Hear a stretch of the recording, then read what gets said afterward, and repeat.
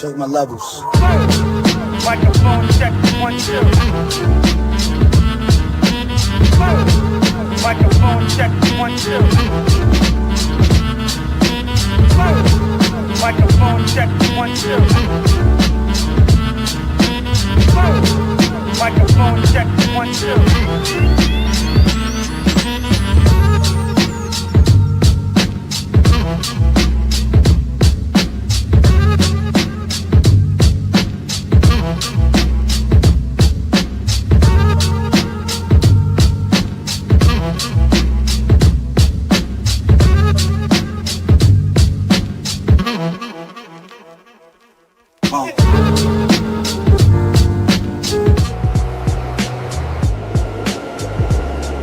Side B Radio, Sundays 9 to 10 p.m. on 105.1 The Beat, Atlantic City.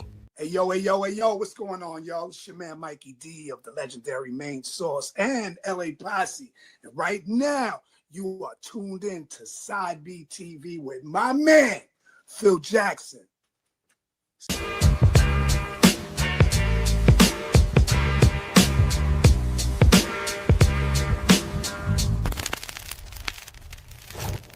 And now, your feature presentation. Hey, what's going on? This is Phil Jackson, host of Side B TV, being brought to you on the Channel Zero Network. Please go back and hit that like and subscribe button. Side B Radio every Sunday, 9 p.m. to 10 p.m. on 105.1 The Beat, playing underground hip-hop music. Artists out there, if you feel as though that you can be played on Side B Radio, please hit me up, SideBRadio42 at gmail.com, edited music only with the bio. There's a lot of stuff going on right now because I just came back from the DJ Expo down in Atlantic City. So shout out to all the DJs down there. Shout out to all the vendors. I'm going to talk about that next week in next week's episode, but we're going to finish up with part 2 of K-Cut. You know, K-Cut started off, you know, just talking about how we started in hip hop, growing up in New York, you know, how his mom had managed him and supported him and his brother to pursue music, and, you know, how Main Source formed. So now he's going to finish up the interview that we did, and, you know, he's going to talk more about Large Professor and certain things that happened during the way, but, you know, he's going to talk about his production credits and what he has coming up next. So without further ado, this is Side B TV, K-Cut Part 2. Hope you guys enjoy. Talk to you soon. And we're back. So first part, Breaking Atoms. Oh, hold on. I'm up here dropping stuff. First part, Breaking Atoms. You talked about the album, you know, the success it had. We didn't even talk about, you know, the most memorable, you know, when you went on tour and all that. We could talk about that in a little bit, but that conversation that you and Large Professor had when we left off, you know, how was that conversation, and, you know, what was the response and that you got from that? The conversation, you know what I mean, is basically, it was a conversation. It was like, yo, Kev, man, like, you know, I was feeling a way, you know, he felt a way because he felt that he was being robbed of money. You know what I mean? And when I mean money, we did a deal with EMI Publishing, and Okay. he never received any money from that. You know what I mean? And it was funny because when he said that, I was like, listen, man, I never got anything either. You know what I'm saying? So I don't know, you know, what happened or whatever the case may be. You know what I mean? But I never got any money from that either. You know what I'm saying? And then there was a couple of other things with, you know, some of the people that were around us, you know what I mean, that some you know, internal was going on. And again, like, I was clueless, you know what I mean? Because here, you know, you're talking to like an 18-year-old, 19-year-old that's, you know, we're in a group, Main Source, you know what I mean? I'm here or there, you know what I mean, buying records, and I'm all over the place because, you know what I mean, this is we're young and this is what's happening, you know what I'm saying? So for me, it was just like, you know, everything was past my head to know what was going on in the real world, you know what I'm saying? And I mean, the conversation was a good conversation because we started at a place where it was just like, you know, I get where he's coming from, but at the same time too, you know, I had nothing to do with anything of, you know, mismanaging of any money or whatever the case may be, or nepotism or any of this shit, because that's what a lot of people keep saying, because, you know, oh, because they're brothers, you know, the mother's the manager, you know, Yep. they're taking the lion's share of the money. Right. Listen, man, you know what? I'm being completely honest with people. I tell people all the time, my mom invested a lot of money in this group. You know what I'm saying? And she would never, that I know, would steal from the group. You know what I'm saying? She put over $100,000 before we were even signed to a major label. You know what I mean? Pressing up records and doing videos and hiring a team, you know what I'm saying? And giving large professor money to buy clothes, buy records, buy shoes, you know what I mean? This is her investment, man. She put into to all of us, you know what I'm saying? So it's just like I don't know what went wrong and what happened, you know what I mean? All I know that is that for me, it was just like it was time for me to shine. And Right. at that point, at that time when all of this craziness was happening with the group, I was already, making records. You know what I'm saying? I actually came back to Canada to do a record for one of the artists out here called Maestro Fresh West. He was like the biggest artist in Canada. So he called me and he was like, "Yo, can you get on? Can you do my album?" So I'm already making, money from records. You know what I'm saying? And this is like my first solo project without Main Source, and I'm making like, like 20 grand. You know what I mean? At the time, that's what I got to do this album. It was like 20 grand. So I was like, woo, this is good, right? So then I did that album, and then I started doing remixes, because at the time, Main Source was jumping off. So Tommy Boy called me. I was doing remixes for Paris. You know what I mean? And then they were like, "Yo, listen." You sure did. Yeah, I did. Yeah, I did a remix for Paris. Mhm. And then they were like, "Yo, listen, Latifah's looking for records right now." And then I was like, "Yo." I submitted records, and she was like, "Yo, come in the studio, let's go knock this out." So I ended up doing 2 records on her album. You know what I mean? So it was like growing, like it was growing.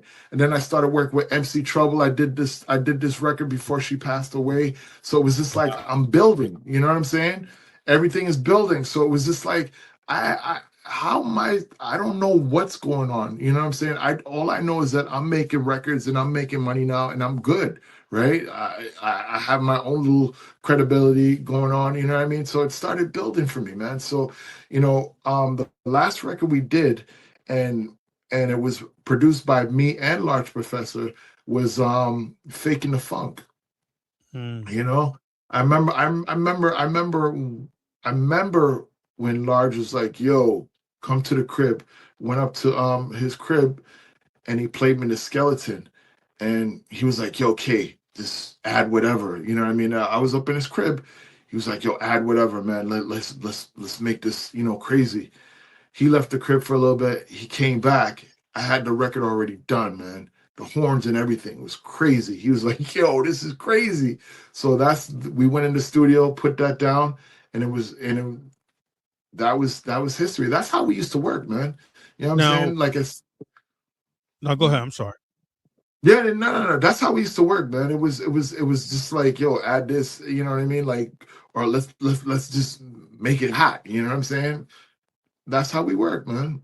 Because I did want to ask you about that that particular record, and I'm gonna ask you later on, but not later on, but in a couple minutes. But when the group disbanded, did you feel as though like because were you already producing for Main Source, but like were you like what am I gonna do now? I mean, it's like do I start shopping more stuff? Because I know you said that you went up to Canada and you produced a record produced For an Maestro album. Fresh Rinse. Yeah. Right. So, So like, but before then, like, was it always like in limbo? And like, what was your brother's feelings also? he was always around me. Like when I went to Canada to produce the album, he came out with me. You know what I mean? He was like, all right, cool. We left Corona, went to Canada and made this album. And then we mixed we mixed that same Canadian record in Power Play Studios in New York. And then, you know, it's funny because Jive had called me, Sophia Chang up at Jive. She called me and they got wind of me and everything like that. And they were like, yo, we just signed this group, Fushnikins, and they had Bring the Alarm out. And it was just like, can you do a remix? That we were putting out this song called Lash Move. And I was like, yo, put me on. Jive Records gave me the chance to remix that was their new group at the time, and I remixed Lash Move, and the group loved Lash Move, they loved me, and they were like, "Yo, we need to rock with him." So it was just when it came down, the time came down, you know, the group came over to Corona, and that's when we made What's Up Doc. You know what I mean? I programmed that with them in the crib. And we made What's Up Doc, and then we went into the studio. The label loved it, and next thing you know, I get a call like probably a couple of months later, like, "Oh, we have this basketball player that's going to be on the song," and everything like that. And I wasn't a sports dude or a basketball dude, and it was Shaquille O'Neal. You know what I mean? And it was crazy because around that time when I did What's Up Doc, we were doing Faking the Funk. We were doing a video for Faking the Funk, and the Fushnikins came out. They're actually in that video too, Faking the Funk video. And that year is the year that the group broke up in 1992. So okay, so you did Faking the Funk before you guys broke up. Yeah. Okay. Yeah, because I was a little confused about that because I was like, well, did they get back together, just do one song, and then they just like, you know, it's just whatever. So that's when things were like getting rocky, and that was pretty much like the last record. We were actually in the studio too, working on the second album. You know what I mean? So it was, but things were getting really crazy and rocky. And you know, when Faking the Funk came out, we did one last show, and that show was with Das Effects and Redman and all of them dudes. I think I want to say it was at the Palladium. I'm not sure, man. I can't remember, but it was a huge show. And after that show, the group was done. It was done. And you know, that's when it was just like, man, this is crazy. What do we do now? You know what I mean? Because that's where I was just like, what the fuck is going on? Like, why did we break up? Like, you know what I mean? And those were always the things in my head, like, because I didn't know why. You know what I mean? So, you know, it was a thing where it caught me off guard because it was just like, yo, we were hot. You know what I mean? We were hot. We had, you know, people like, yo, y'all are crazy right now. Like, what's going on? And it just ended. You know what I mean? So when the group broke up, you know, I kind of like went in my little like, you know, dormant situation where it was just like, you know, like I didn't want to. I just wanted to just be by myself. You know what I mean? And you know, my brother called me up one day and he was like, yo, we still have obligations with Wild Pitch. We got to do a record for Wild Pitch. So I was like, all right. So he called me up and he was like, yo, I got an MC for us. And I was like, okay. And that MC was Mikey D. And it was just like, okay. So I met Mike. And when I met Mike, that was it, man. I was like, yo, that's my brother right there. You know what I'm saying? And like, yeah, Mike was like, me and Mike, it's like the brotherhood between me and him is like serious, man. You know what I'm saying? Like, that's my bro right there. And we went in the studio. Our chemistry together was just dope. You know what I'm saying? And it was just like, we just want to make music. You know what I'm saying? That's all we want to do is make music. You know what I mean? That's what it's all about, making music Absolutely. and doing our work, our art. You know what I mean? And that's what we did. So we went back in the studio and we created Fuck What You Think. And Mhm. Fuck What You Think wasn't a diss title for Large Professor, because people think, oh, well, they came out with Fuck What You Think, that's for Large Professor or whatever, whatever. Right. Nah, man, it was a record, you know, meaning we don't give a fuck what people think. This is what we're trying to do, our music. You know what I'm saying? So who gives a fuck what you think? That's what that's about. You know what I'm saying? So it wasn't about dissing anybody. It was about, we're about our music, man. You know what I mean? All right. I have one question for you. And I was like, should I ask him? But, Yeah. as a podcaster, as being in radio for 20 plus years, I got to ask this question. Mhm. Okay. You guys broke up, whatever, not whatever, but you broke up and, like I said before, it wasn't internet or anything back then. Then Tribe Called Quest comes out, Midnight Marauders. Keep it rolling. I think the name. Yeah, keep it rolling. Yeah. I love the song. Oh, it's a dope ass song. Yeah. And when we hear this, and we hear when we hear that one line, F those two DJs, we were just like, yo, it's like, what the fuck is going on? So yeah. My question to you is, did you ever, like, when you first heard that, like, was it, I know, like, you kind of felt some way towards Large Professor. Of course. Listen. But hold on for a minute. What? Did you feel some way to that against a Tribe Called Quest, because that was on their album? That was their song. Nah. I didn't. Really? I mean, like, at the time it was just like like this it was like, wow, we just got dissed by this guy. You know what I mean? And if anybody gets dissed, it never feels good. You know what I'm saying? Because everybody's watching, everybody's hearing it. You know what I'm saying? So it was just like, is there a rebuttal for this, or what do we do? Like, what did I do to get it to be dissed like that? I'm not gonna, you know what I mean? Like, I'm still trying to figure out why the group broke up. You know what I mean? And now we got dissed on a record. You know what I'm saying?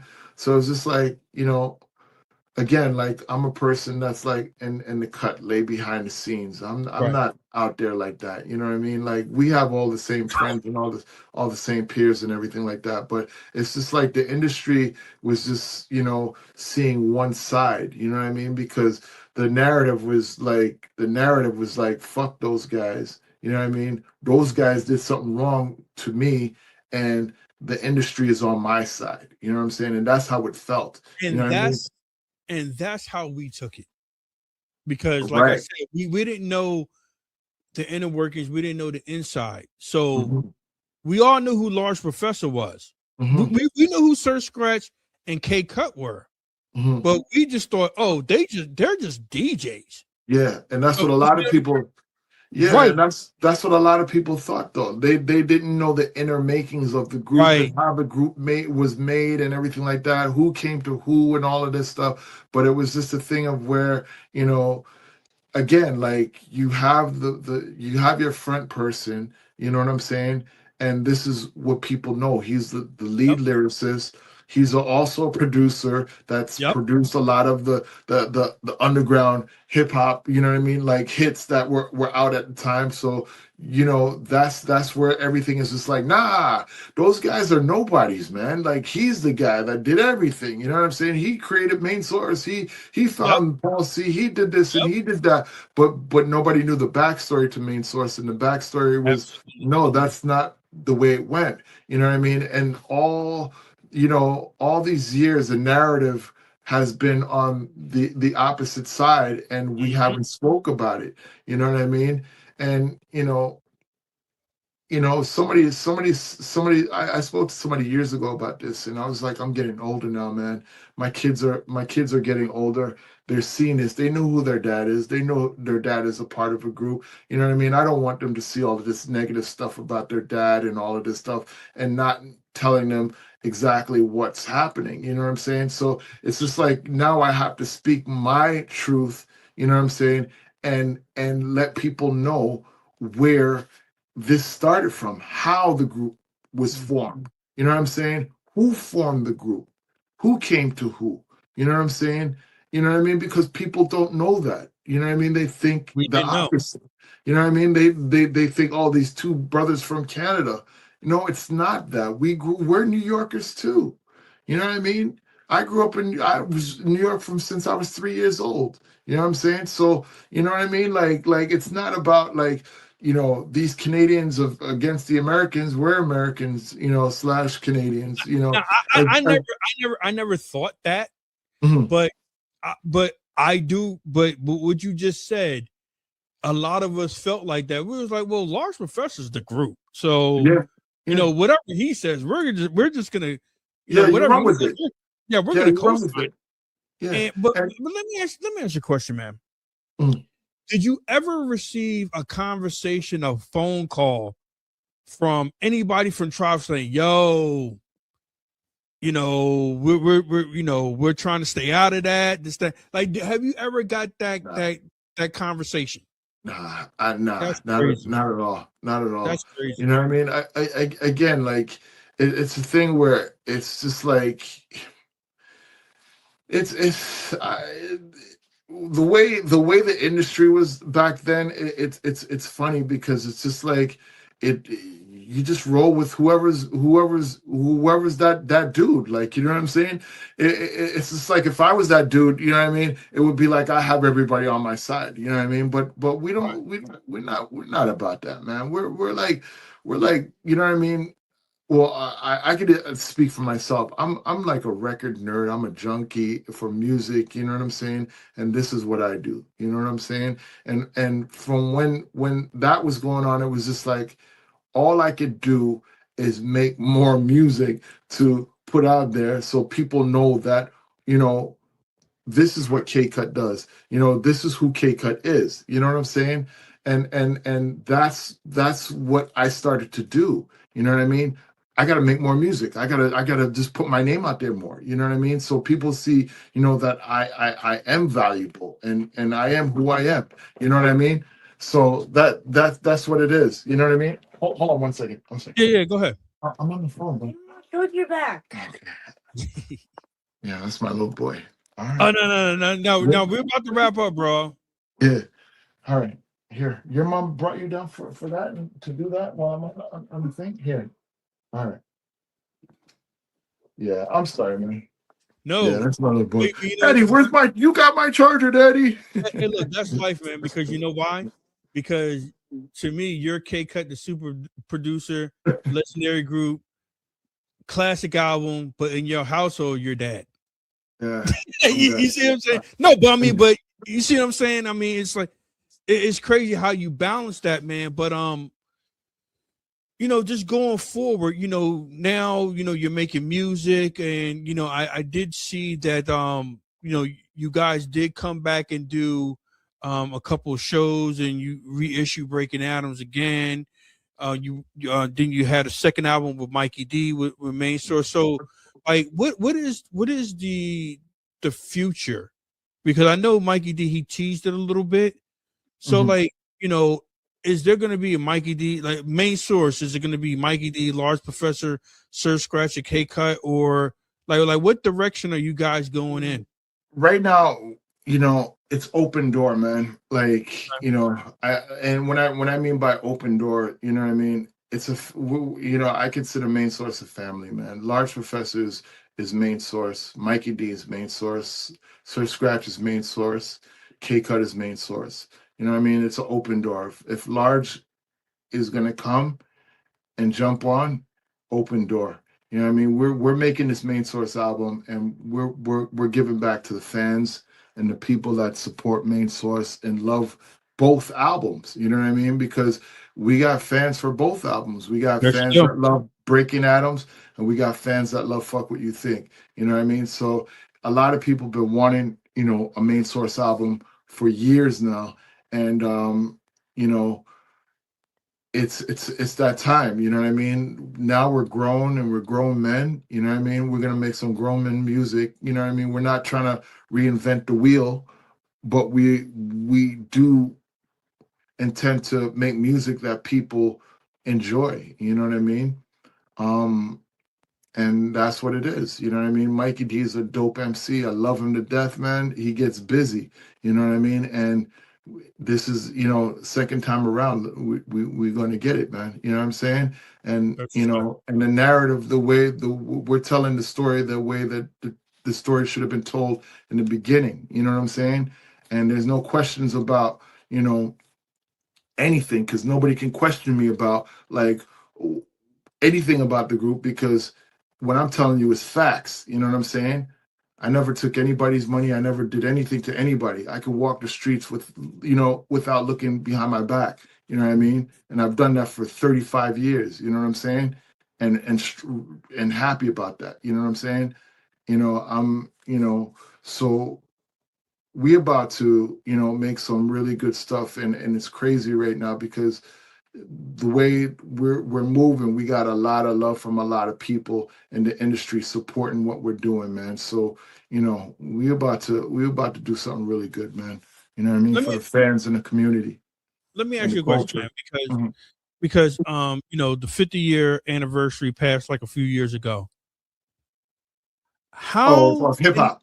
yeah, so how Mhm. many promoters have been ringing your phone off the hook, throwing money at you guys? Yo, y'all need just to do one show because it's the 50 years, because the Main Source has to be a part of that anniversary celebration. So when that was all going around, like, were you like, damn, maybe we should, or it was just like, You know what? I never got any phone calls. I know you Large probably serious? did. Yeah, nah, not as the group. And this is the thing, man. Like, you know, it's sad in a way because it's just like, you know, Main Source, when main source, Large Professor Sir Scratch, you know what I'm saying? Mm. Breaking Atoms. You know what I mean? When we did the reunion album, the anniversary album, 25 years of Main Source, it was a thing where I was like, yo, Mike, we're doing this reunion show. Large is out here. The only person that didn't come to the reunion show was Scratch. He was dealing with some, his own stuff at the time. Yeah. But it was Mikey that came out. We did What You Need, and me and Large did the whole Breaking Atoms album. You know what I mean? And I think that's the way Main Source should be. You know what I mean? Right. If we're gonna do Main Source, we do Large Professor and Mikey D, because like I said, we have fans of both albums. You know what I'm saying? And it's only right that if promoters came, it should be about the brand. You know what I'm saying? Let's go with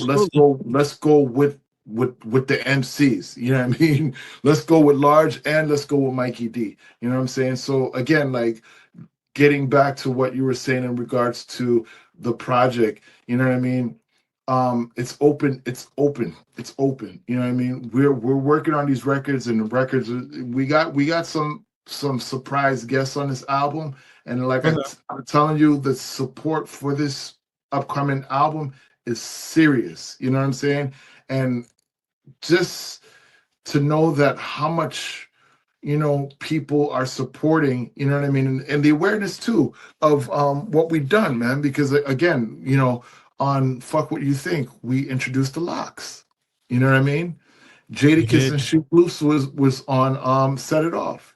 You know what I mean? So we're becoming that kind of group that's like, oh shit, they introduced Nas to the world on their first album, and the second album, they introduced the Locks to the world. You know what I'm saying? Which is true. Which the Locks is on the first Main Source album. You know what I'm saying? So it's a thing where it's like becoming like, again, like when I told you the meaning of the group, everything has to come through a main source. You know what I'm saying? And it's feeling like that. You know what I mean? It's been like that. You know what I mean? So it's come to fruition on Right. what the meaning is. You know what I mean? So now, K Cut, producer, in high demand, hip hop, producing hip hop tracks. You did produce R&B tracks. So like, how was that like doing? Was that a hard transition for you, or it's just that you just feel the music? So it's almost like second nature, and you a hip hop producer to an R&B producer. Like, is that the same feel, or like you had to channel something totally different?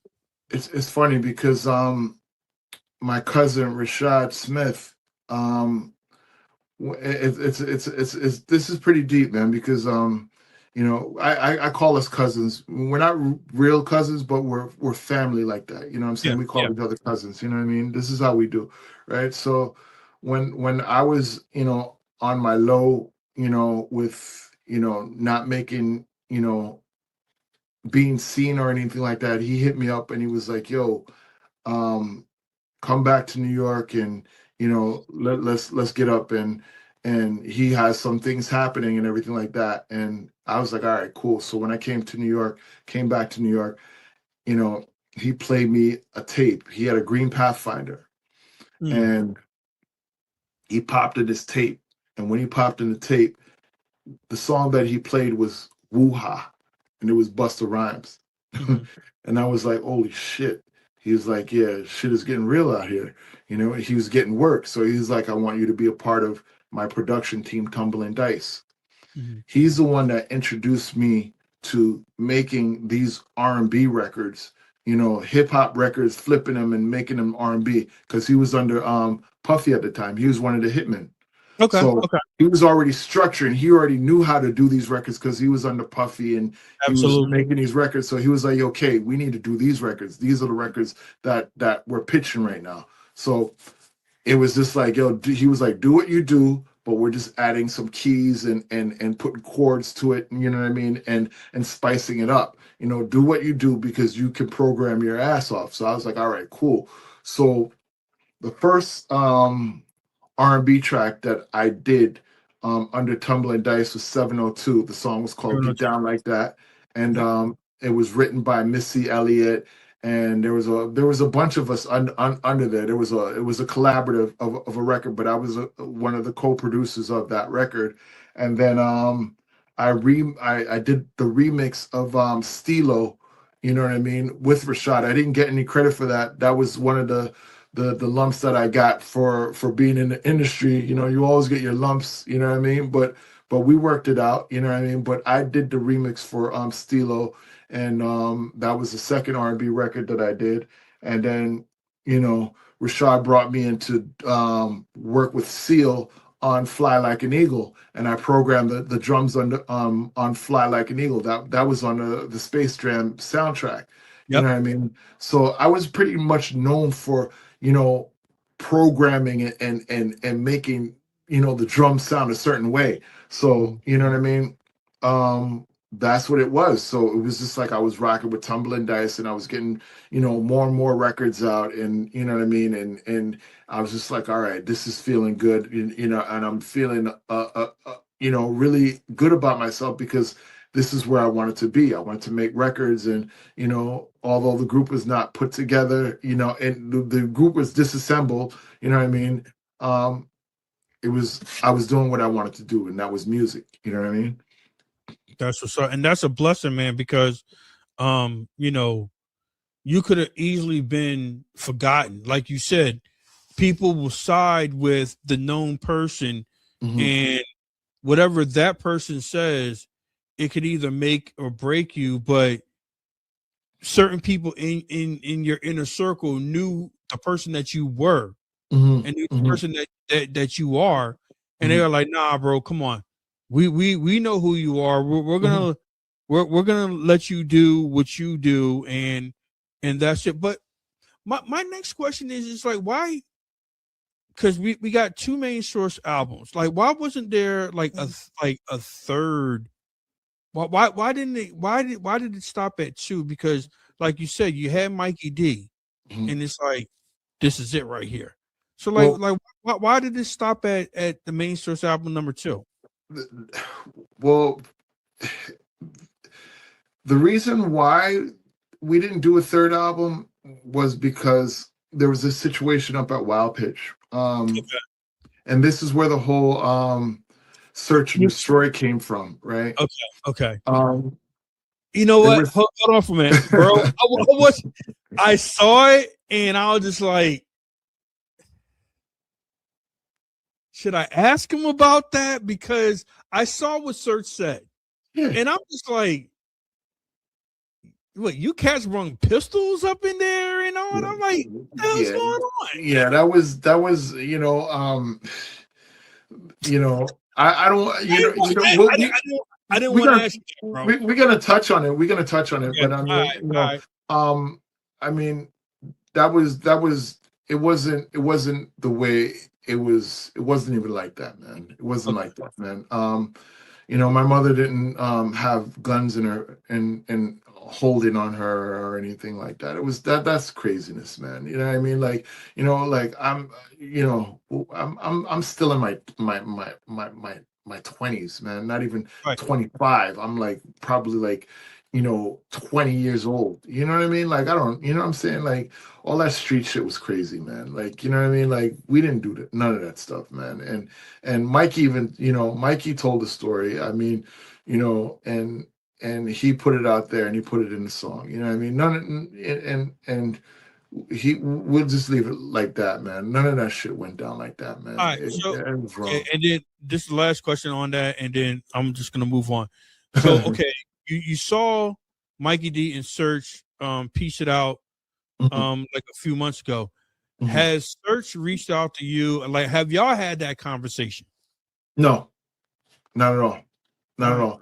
And you know what? I'm okay with that. You know what I'm saying? Like, if I was to see Search, I don't have any ill wills, or I'm not that type of person, man. I'm not about beef. I'm not about drama or anything like that. Like, you know what I mean? Like, he said what he said, you know what I mean? And we all know it's not true. You know what I'm saying? And it is what it is. You know what I'm saying? Like, I'm not gonna, I'm gonna say what I have to say, and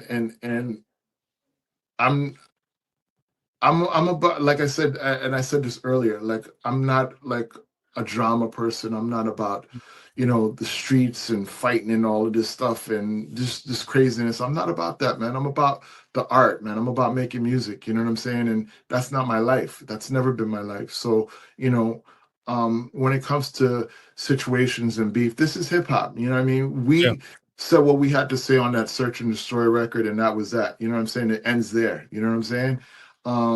Other than that, if I seen Search, it'll be like, yo, what's up, man? Like, you know what I mean? Like, I have no issues with Search. You know what I'm saying? He said what he said, and you know what I mean? We know it's not true, and it is what it is. You know what I mean? Let's move on. You know what I mean? Let's make music. You know what I mean? Yeah, let's just leave it at that, man, because this has been such a dope interview. I want to keep it on a positive level. 100%.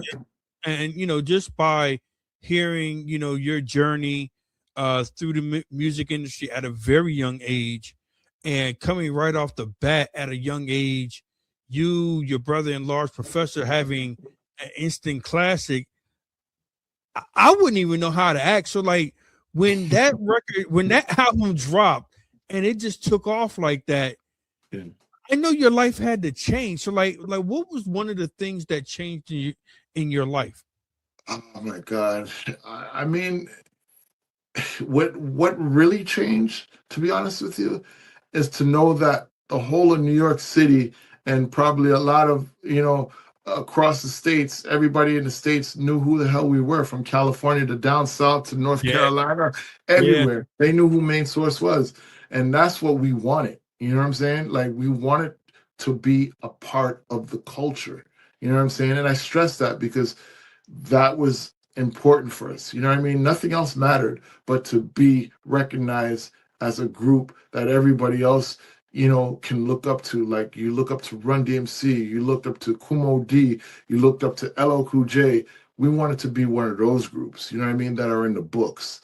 Oh, you And guys are in the books. You guys are you know, definitely in the books. you know what I'm saying? So, you know, that's what we wanted to be a part of this culture, man. And I think we achieved that, man. And the story is so incredible because, you know, there's so many dynamics, you know, and so many, you know, there's good things and there's bad things. And this is what happens when you're a part of the industry. You know what I mean? The music industry doesn't teach you to be, you know, businessmen. You have to learn that, right? And you have to grow into that. You know what I mean? Um, you know, we were fresh kids that didn't know anything about the industry, and we grew up in the industry. You know what I'm saying? And we have to learn to be businessmen. You know what I mean? And that's what it's all about, man. Like you know, I tell people to this day, man, like the first thing you need to know about the music industry is, and then the first thing you need to do is get a good lawyer Good and lawyer. and have somebody that can represent you, that's an honest person that can, you know, show you certain things, and you can, it's a business, so you could figure it out, you know what I mean? But you need a good lawyer, you know what I mean, to represent you and make sure that anything that you do, you're getting the right deals, you know what I'm saying? And that's just the way it works, man. You know what I So mean? Everything. no, go ahead, go ahead. No, go ahead, I'm sorry. So what you learned so far, you know, just being in the industry, would you want, like, if somebody came to you and said, "Look, we want to sign you to such and such and such," would you do it? Would you want to be signed again, or you said, "No, I just want to be independent"? um I think I would do a deal, but the deal would have to be done our way. You know what I mean?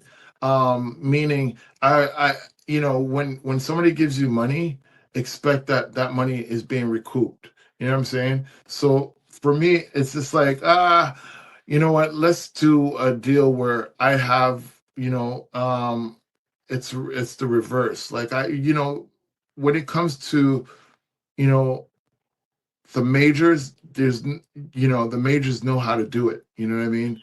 And but there's a new form of business now that, you know, indie people could do it as well, you know what I'm saying? So not only the majors could do it, but indies could do it too. But you know, majors have the machine. It's the machine, the money, you know what I'm saying? So Mhm. you know, not all the independent artists, you know, can, you know, put up money to market, you know what I'm saying? Right. So sometimes you need that help. So if you're doing a deal, like don't take, you know, big advances, you know what I mean? You Right. know, you don't need to take advances, because if you take advances, it's being recouped, and you don't, you know what I mean, you're not going to see any money. So just do the deals that make sense, you know what I mean? That that you know that you'll see something at the end of the day, and you have a bigger share, you know what I mean? And you know, when your records are selling that, you know what I'm saying? So Yeah. this, you just got to be smart about it, you know what I mean? And you know, and knowing the business now, yeah, that's what I would do, man. I would, you know, still be an independent, but have somebody that can back me, but still not take money where it's just like, oh, you know what I mean? It's screwing me up in the long run. You know what I mean? Okay. I'd rather No, take that's less or nothing and have them do it, you know what I mean? And then I receive on the back end, because the back end is always the bigger end, you know what I mean? And that's what you never see. You know what I mean? You always see the front end that looks great, but you never think about the back end, which is the residuals that last for a long time. You know what I mean? okay. Which is actually smart. So Mhm. how do you feel about the culture right now as a whole, like to the present day? How do you feel about the hip hop culture? Um, you know what? There's two sides to the culture right now. You know what I mean? There's the commercial side, and there's the boom bap side. You know what I mean? And there's the underground side. You know what I mean? And You know, the commercial side, I'm not really with the commercial side. You know what I mean? I think the culture is stronger than ever. You know what I mean? Because I think, you know, when it comes to real hip hop, real underground, real boom bap, it's strong. It's not going Yes, it nowhere. is. You know what Yes, I it mean? is. Right now, I think it's coming back harder than ever because people want to hear that. You know what I mean? Authentic music. They want to hear, the nostalgic, moments. You know what I'm saying? They want to hear, the brand Nubians. They want to hear the Pete Rocks. They want to hear the Main Source. They want to hear the Commons. They want to hear the De Las. You know what I'm saying? They want to hear the Dillas. You know what I'm saying? That's what's coming back right now. And I think this is our time to really make grown people music and really represent where we came from. You know what I mean? The golden era. You know what I mean? There was nothing like it, man. You know what I mean? And that's what people want to hear. They don't want to hear the candy shit. You know what I mean? These records that don't make sense. You know what I mean? Because that's what these records are. You know what I mean? It's funny because Eric Sermon said something a while ago on an interview where it's just like, he said something of the thing where it's just like, how are you going to perform a record where you're talking about 30? Yep. Yeah, Exactly. popping mollies or pussy shit, dick, and all of this stuff. You know what I mean? They want to hear it. Yeah, you at 50 years old, 60 years old, you performing these records. Come on, man, you can't do that. Yep, it's not gonna happen. I saw the same interview. You saw that, right? It's like you sound silly. You sound silly. You know what I mean? Performing these records. You know what I mean? You know what I mean? So that's why the nostalgic records are coming back, because we didn't do that. We had songs that had meaning to it. When you hear the Looking at the Front Door, you hear Friendly Game of Baseball, or you hear Peace Is Not the Word to Play, or you hear songs like Let's Rap or Just Hanging Out. These were records like we were having fun. You know what I'm saying? And that's what the industry was about, having fun, your friends and people that came up with you. And the music industry is not like that anymore. It's not fun anymore. You know what I mean? If you're gonna get shot and killed and all of these things, you know what I mean? It's not fun anymore, man. You know what I mean? The fun is out of it. That's why, I like what LL Cool J did. He dropped the album. MC Lyte dropped the album. De La Soul dropped the album. P. Rocky Common dropped the album. I mean, the list goes on, and and it's good quality music, and they're getting booked for shows. And actually, at one point, maybe like a year and a half, maybe 2 years ago, the veteran MCs were outdoing the younger generation of continuously to do shows.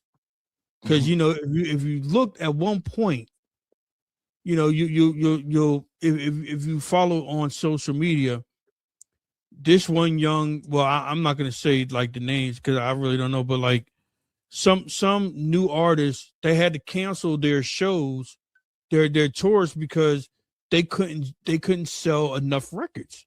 I mean, not records, couldn't sell enough tickets. I know what you're saying. So but you look at Wu-Tang. Wu-Tang sold out. They did a world tour. They did a United States tour. Even 50 Cent went on, but he's right in the middle. But the thing about it is, he did a whole tour just off of one album, and it was sold out. And the only reason I know that is because I went to the one in Camden, New Jersey. Phenomenal show. I went to Wu-Tang show. Phenomenal show. Like these guys are putting on good performances, and they're just not walking across. I know how it was back in the day, walking across the stage back and forth. Like it's all stage presence now. And you had old, young, white, black, you name it. Everybody was there at both shows. I mean, it's crazy. I feel like just like the rock groups, you still have like, Rolling Stones performing and stuff like that. If you could perform, you know, your records now, then why not? If you're healthy enough to do these records and people still want to hear you, why not do it? You know what I'm saying? If the rock groups can do it, we can do it too. You know what I mean? And I think, this is what, the world needs, man. They need to hear these songs. They need to hear artists like Main Source and the rest of them that I've mentioned, because these groups are groups that have something to say. You know what I mean? Like when you hear like Pete Rock and CL Smooth, like Reminisce. You know what I'm saying? Like these are songs that mean something. You know what I'm saying? That have value. You know what I'm saying? And that's why these songs are legacy records. They won't die. You know what I'm saying? Because it talked to the people. You know what I'm saying? And this is the music that we made. You know what I mean? It speaks to people. You know what I mean? So, I'm just happy that this is going to be the 35th year Yep. of Breaking Atoms and Main Source. So I'm just happy that that we are still here and that we could still share and talk about these things. You know what I mean? Obviously, and not everything is pretty. You know what I mean? And that's why when I talk to cats, I talk about the industry, I talk about the good, I talk about the bad, because these are the things that happens. You know what I mean? And these are the things that when you're getting into an industry like that or like this, you have to be aware of. You know what I mean? And you have to be strong. You know what I'm saying? Because if you're not strong, it's just like they eat you up and throw you out. You know what I mean? And you got to be that strong person to have a backbone and also know how to maneuver in the industry and create success without, you know what I mean, killing yourself or, and being that next person. You know what I'm saying? So, there's a lot of things to learn from this industry, and honest to God, like I'm glad that I was a strong person to not even, break down like that, you know what I mean? And be strong, you know what I mean? Because like, again, like, you talked about the Keep It Rolling, you got dissed on a track. How do you feel? Like some people will be like, shit, like, never show your face ever again. But you know what? I'm like, fuck that. You know what I'm saying? Like, I know who I am. I know what my worth is. You know what I mean? Like, I'm going to show my face and I'm going to show and prove because I know what I can do. You know what I'm saying? You don't let somebody stop your show and if you have that much talent, you know what I'm saying? That can't happen, man. You know what I mean? This is a side question. Did like when you and Large Professor talked, like did that song come up? I didn't even bring that. You know what? I didn't even bring that song up because it's just like it's one of those things where you just dust off your shoulder. Like obviously, back when it came out, yes, it hurt. Of course it hurt. You know what I'm saying? But at the same time too, like I said, if I let that just like control me, you know what I'm saying? I don't know where I would be. You know what I'm saying? Some people will be like, yo, I'm going to commit suicide because that's you're right. You know what I'm saying? One of the biggest groups in the fucking world. You know what I'm saying? Tribe Called Quest. You got dissed on a Tribe Called Quest record. Were you going to crawl under a rock or die? Nah, man. Like, hold your head up and keep it going, man. Keep moving. You know what I mean? That's how it is. Did. Thank you. I'm glad you did, brother. Thank you, sir. Thank you. Me personally, like just by hearing the backstory and and reading the credits that you had, producing songs, and I think that I actually put a battery in your back, and that just made you even go extra hard. And and like I said, some things it might seem fucked up at it might. And I hate to say it like this, it might seem fucked up right then and there. Mm-hmm. But then in the long run, it's like, okay, I mean, maybe that needed to happen in order for me to get to this place. Yeah, so, of course. Yeah. Everything has its way of showing, and you Right. have to, you know what I mean, you take it while it's going, you know what I mean. And funny enough, like one of the this guy that I produce, and before he passed away, um you know, it was Big Pun. I did a song called How We Roll on his album called Endangered Species, and I produced that with Rashad Smith. And it was Hmm. funny because I produced, it was one of those songs, it was a Janet Jackson song, Let's Wait a While. And that was one of my favorite songs growing up, in Left Rack. Like that played, that it was that record and Sade. And it was just like I always held on to that record, and it was just like one of those records that, if I had to make that record, you know what I mean? For somebody, that was the record I was using. And it was just like when I did the record and I played it for Rashad, he already knew where it was going. And we gave it to Pun, and it was all over that record. And it was just like, man, like it again, it just shows, you know, what I'm capable of doing, and my production. You know what I'm saying? You know, I my career was like it was up and down, up and down, up and down. You know what I mean? But I still made enough records to say, you know what, I did a lot of work in this industry. You know Oh what I'm yeah, saying? But definitely. and a part of my mistake was, I moved back to Canada. I never lived here in my life, but all my friends were moving to like North Carolina and Atlanta and stuff. And I was like, you know what? I'm gonna move to Canada.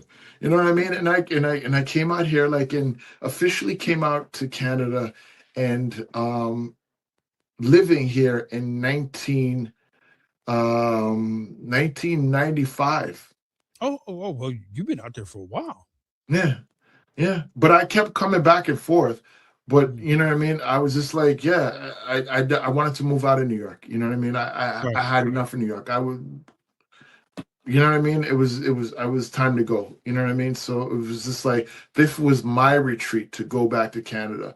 And when I came back here, it was just like the Canadian scene was kind of like it was building. So Right. I Right. kind of helped shape a lot of the music out here. You know what I mean? Because people are like, "Yo, K Cut's out here." Yo, can I get a beat? And again, like I was on the hustle. I was like, this is another like how I can make money by producing cats out here that know the name, know the art, the group, know who I am. You know what I'm saying? So I started building and building, my foundation out here and stuff. You know what I mean? And again, like it's just like this is what I'm. They have like these little award shows out here and stuff like that, and I it's was just just like, about to. I was just about to talk about that too, about the mhm. awards. So, like, how was that? Because I saw it on your Instagram page. I'm sorry to cut you off, bro, Oh, no, but no, no, no. It's all good. and I saw that, and that was one of my questions I was going to ask. How did that make you feel when they acknowledged you and what you've done, not just for Canadian music, but just music in a general, because they did acknowledge you at that award show. And Yeah. so, like, how did that make you feel? Honestly, it made me feel really good, man, because it made me feel like this is what I was here to do, man. And the acknowledgement from Maestro actually shouting me out, you know what I Yep. mean? It made me feel really good, man. I was really honored, and I was really happy about that, man, because it was just like, man, with anything, man, when people recognize who you are, what you do, and what you've brought to the table, what you brought to the culture, it feels good, man. You want to get recognized for these things, you know what I mean? It's just, this is what you work for, you know what I mean? Who is one of the artists now that's out right now that K Cup would like to work for, and who's the artist that you have your eye on? It's like, yo, he's pretty dope. Man, '90s artists, or to be honest with you.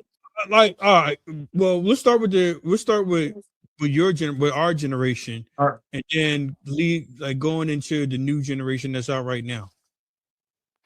I mean, it's wow. Um, you know what? I'm gonna let the cat out of the bag. One of my favorite artists. You know what I mean? Well, I have a few, man. Like, Mm. you know, I've always had a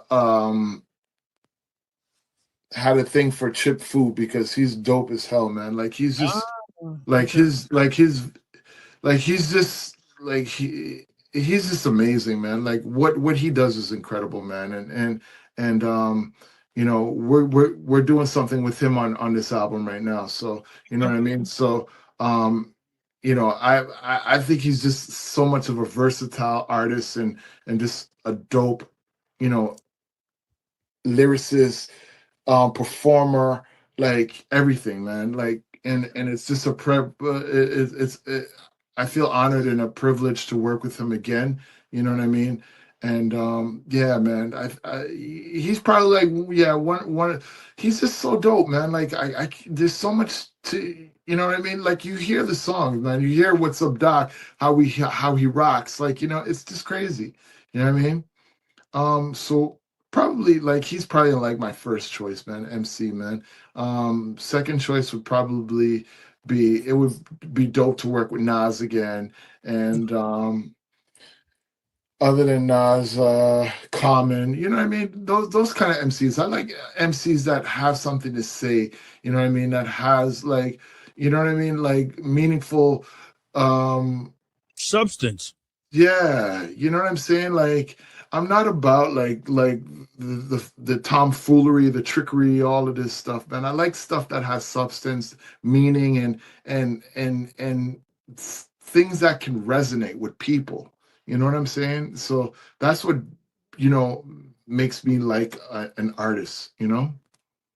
That's what's up. What about artists that are out now, like the newer type, not the mainstream, but like the premier underground newer artists that are out right now? I don't really follow that. I follow to be honest with you, I follow like a lot of like artists like Erica Badu and you know what I mean, stuff like Okay. that kind of music, like Moonchild, and you know what I mean.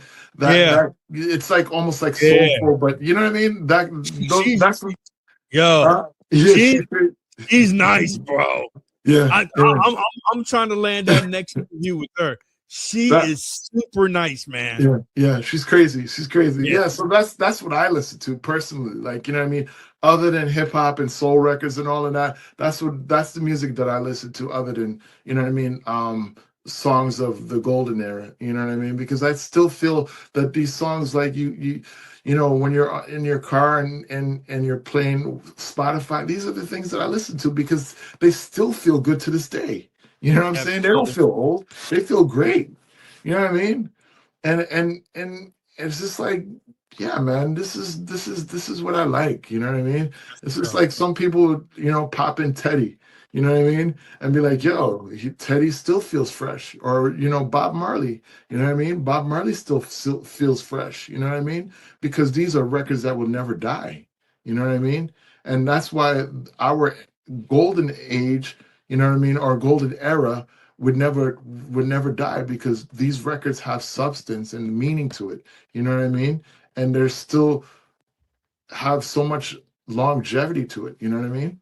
That's what's up. You have a lot of accomplishments in this in this music industry, and you know, producer, DJ, you know, just you hold like a lot of hats, and you've been acknowledged, for what you've done, and you told your story. But one of the accomplishments that I literally just found out that you have a sneaker. You're in athletics. So like how did that all come apart? Yeah. How did that come out? Yeah. It's funny because a friend of mine is friends with the president of Hewing, and he's like a huge fan of the group, and he was like, I'll introduce you, it was just like, yeah, he wants to do the sneaker, and it was just like, all right, let's make it happen. And we actually did we did the Hewing deal, and we we own the brand, so it's just like only right, let's do it, for the culture, let's do it for the people. And we pressed up these shoes with Hewing, and the shit sold out, man. It was incredible because there was people that I needed to get the shoe out to, but it was just like when I went back to the president, I was like, yo, I need to send this out to this person. And he was like, we don't have any more, we're sold out now. So I was like, oh gosh, all right, cool. Well, just for the people, I'm putting it out there. So the people that did not get that Breaking Adams shoe, Mhm. we are doing another shoe with Hewing. We're gonna do more, and it will be in 2027. So you're gonna get your pair too, man. So Yes. you're good. Thank you. I got you. Look, man. Hey, look, it's all for the culture. And when I was like going through your Instagram, I was like, Ewing's. I was like, what the hell was that? So when did that come out? It came out. I want to. Oh gosh. I want to say. Geez, man. Gosh, like maybe 4 or 5 years ago. Okay. 4 or 5 years ago. Makes sense. Yeah, 4 or 5 years ago. Yeah, 4 or 5 years ago. It was. I believe it was. Yeah, 4 or 5 years ago. But it was the timing, because every time an anniversary comes up of Main Source, I try to do something special. You know what I mean? And this was, I believe, one of the anniversaries, and we had that come out, and it was just like it was gone in a matter of.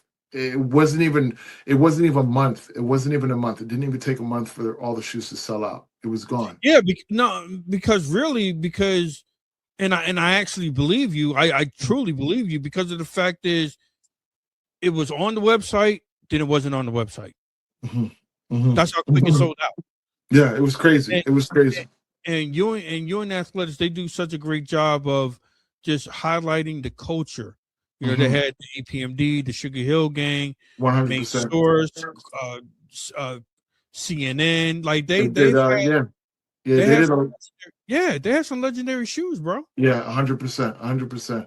You know what I mean? I think they do good business, man, and they're good people. David over there is a great dude, man. So yeah, I think, again, we spoke, and we're like, yeah, let's do it again. We're gonna do another run on it.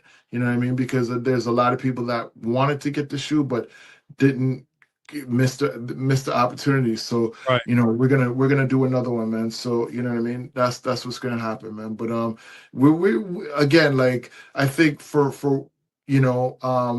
what I'm doing for the brand Main Source, I'm just trying to give us life and keep the life going with the group and keep the legacy going. You know what I'm saying? So that's what it's all about, man.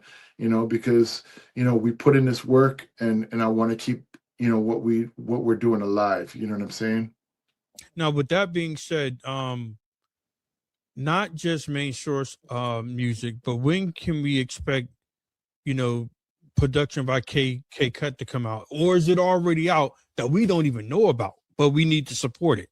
I think there's a couple of things that I want to I'm working on. I'm working on another project, but I think right now is just making sure that we put this Main Source album out, and under that brand, I'm going to be branching out to do a couple of things for the artists that I'm working with right now. So we'll yeah, there's things to come. Like I said, like my the way I listen to music is so different, man. And we just spoke about Moonchild. Like I might have a project, something like that coming out. You know what I'm saying? So I'm heavily into making music.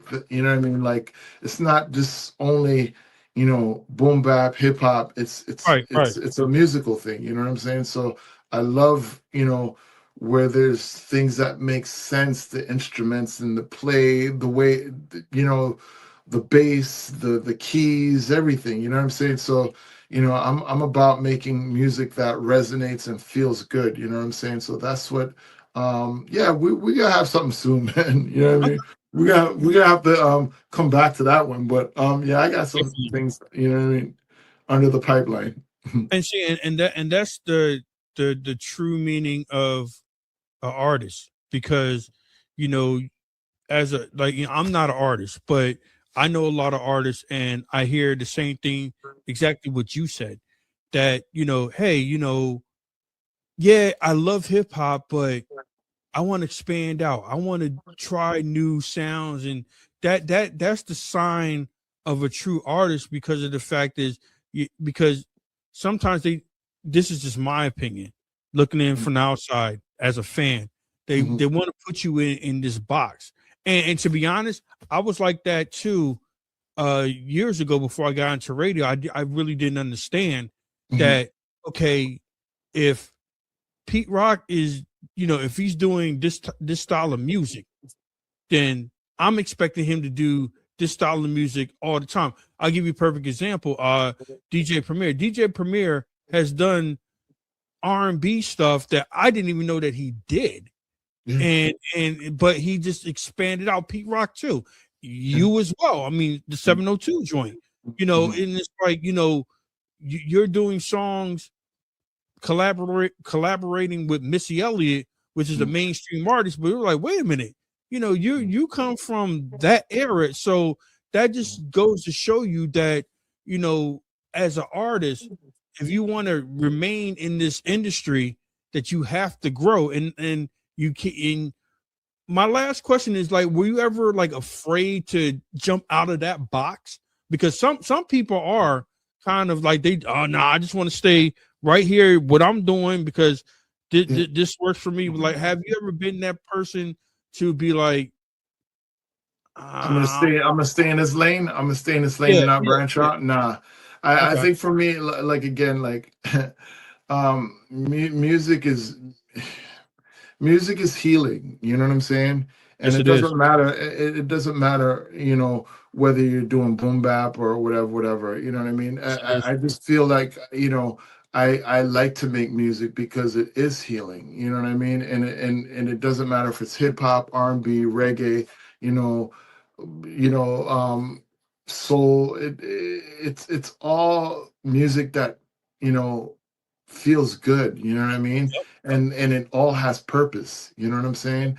So, you know, I just happen to be, you know, a person that my ear is this has always been musically inclined because of, you know, my grandfather and Mhm. seeing what he has done. You know what I mean? So I've never been trapped in a box where it's just like it's got to be one way or the other. No, it's never been like that. It's always been, you got to be adventurous. You know what I mean? Absolutely. And mhm.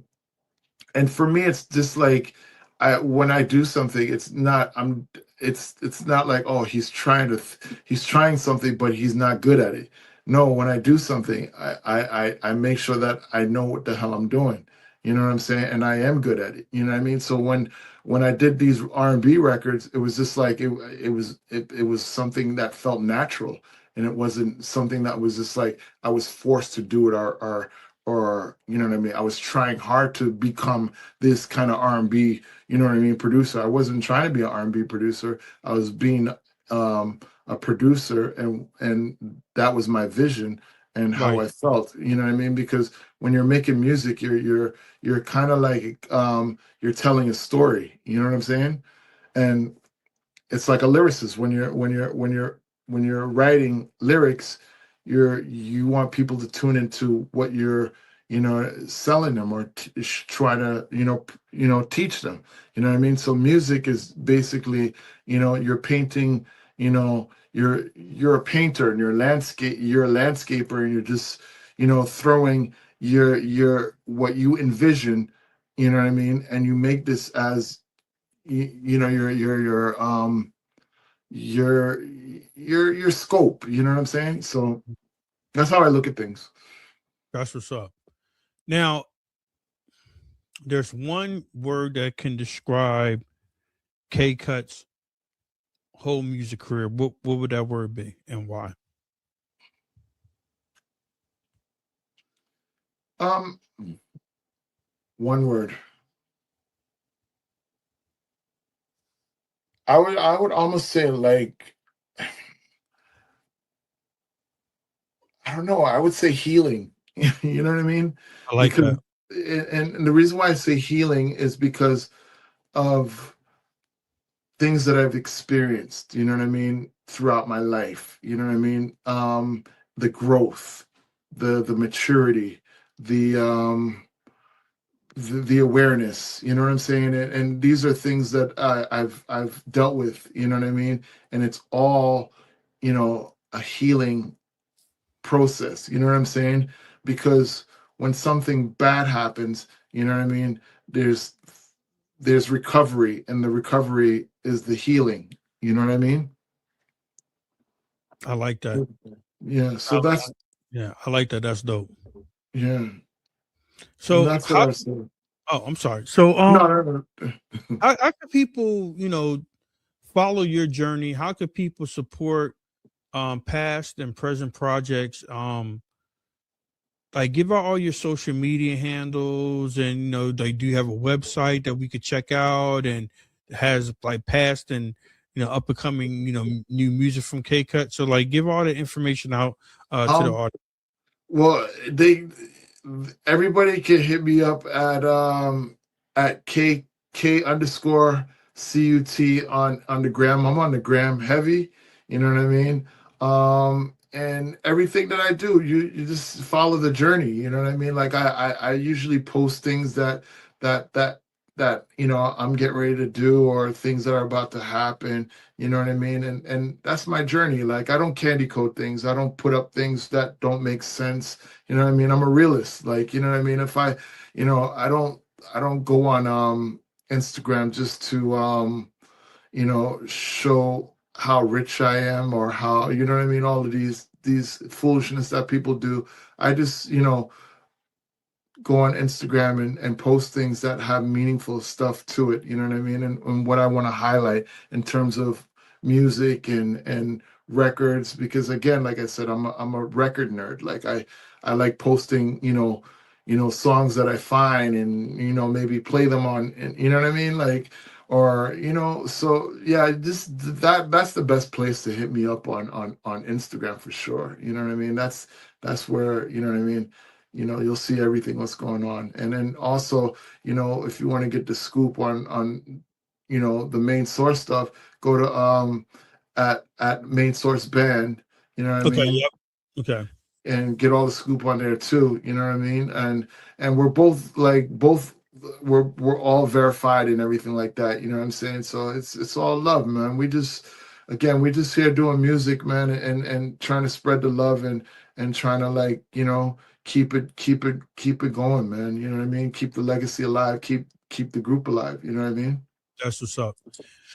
Look, I want to give a shout out to your mom.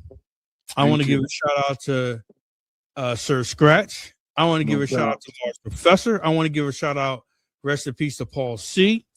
I want to give a shout out to Mikey D, because like this was a good interview, meaning that there were some things that I didn't know. I didn't know that you owned the name Main Source. I didn't know that all came about.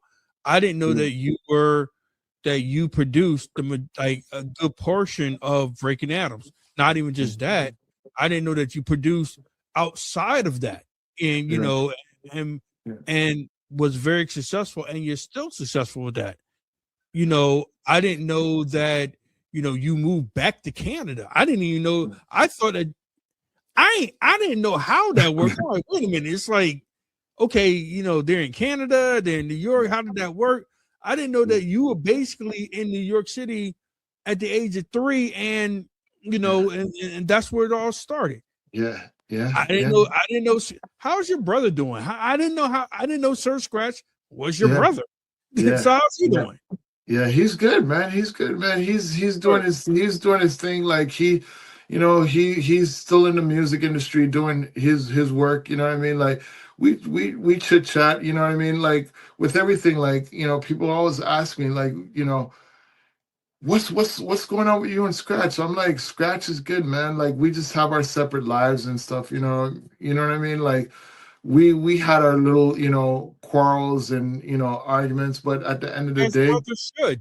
yeah, that's still my brother, man. Like Yeah. regardless of the matter, that's still my brother. I still love him.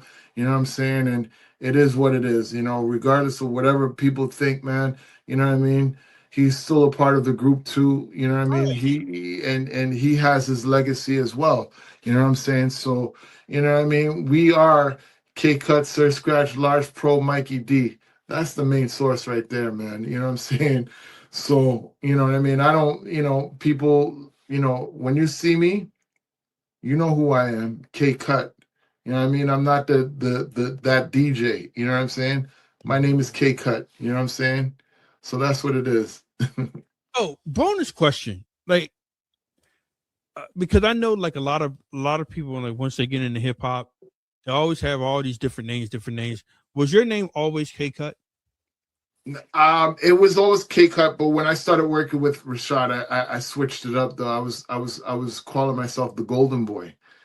And then on a lot of records I would put the Golden Boy because I wanted to,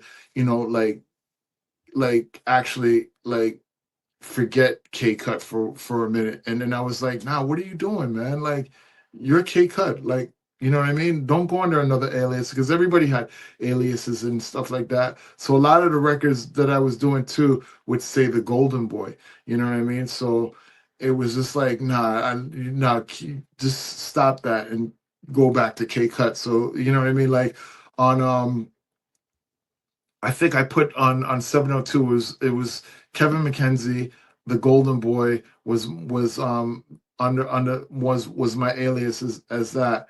You know what I mean? And there was a couple of other records, man. But I just said, nah, man, you're K Cut, man. Just stick with that, man. Don't start changing up, man. You know what I mean? So yeah.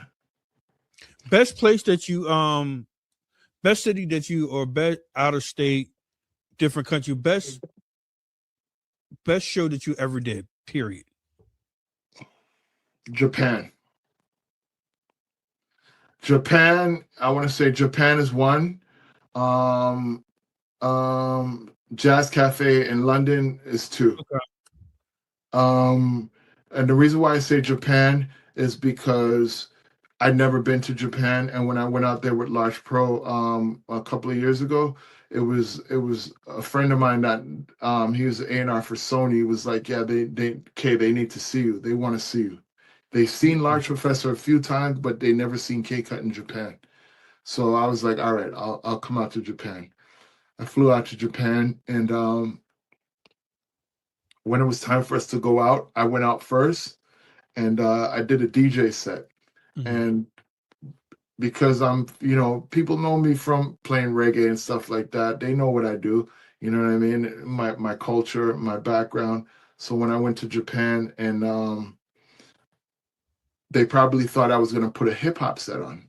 I didn't do that. I threw on like a Studio One, like a sound clash, kind of like, you know what I mean, reggae vibes all the way. And when I did that, the crowd went nuts.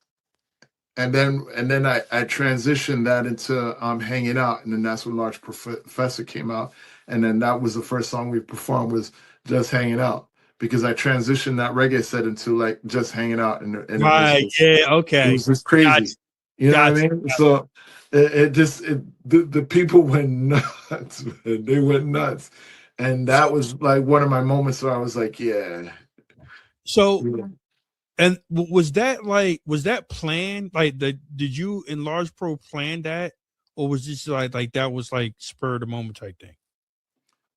This was spur of the moment, man. When I did that reggae set, because it was just like, for me, I felt like the other DJs that were going on before Main Source came on, they were playing all the nostalgic hip hop and all of that stuff. I was like, I'm not gonna go out there and do that same shit. I was like, you know what? They know Just Hanging Out. They know K Cut from playing reggae or whatever. So guess what? They're gonna be surprised when I go out there. So when I went out there, I put what did I put the record that I put on It was a Studio One record. It was one of them popular ones, man. And it was just like, because I know Japanese people, they love reggae. So when I did that set, they were like, "Oh my God, like he killed it!" Like I got off stage and people were like bowing and shit. You know what I mean? Like it was crazy, man. So that's why I say like that was like my favorite performance. Okay. And when we did Jazz Cafe in London, I did the same thing. Like, you know what I mean?